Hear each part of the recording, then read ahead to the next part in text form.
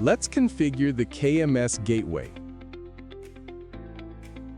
The KMS Gateway is a key component within the KMS 3.0 architecture that acts as the bridge between data source and the KMS platform, enabling seamless communication across multiple industrial and IT protocols like OPC-UA, OPC-DA, OPC-A&E, and SQL Server. Go to Communication, Gateway, and click Add. Enter a name and select the appropriate time zone.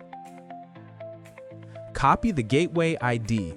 This ID must be configured in the local gateway file to establish the connection. Run the KMS Gateway.exe file and enter the host IP address, in this case 192.168.16.174. Paste the gateway ID copied from the KMS connection. If the IP is valid, the process will continue automatically. Otherwise, a pop-up will appear to guide you through the installation. In the next window, you can also configure the redundant pair and define the maximum buffer records for the store and forward mechanism.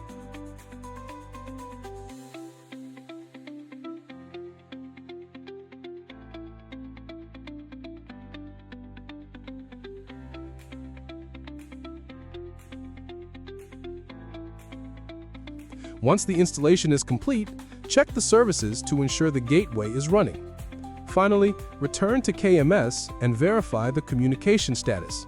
If it shows online, your connection is successfully established. Now, go to Configure, select the protocol of the source system, and define the IP configuration parameters to establish communication with the device.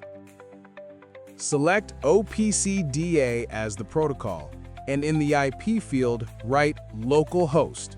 This will automatically browse and list all available OPC-DA servers on the system. It brings three key advantages. First, all configurations are done directly within the KMS dashboard. You can browse tags, configure the historian, and manage data points entirely from KMS without needing to access the local server PC. Here, we have configured the SQL database through the gateway using Windows Authentication, eliminating the need for the SA password or elevated SQL credentials.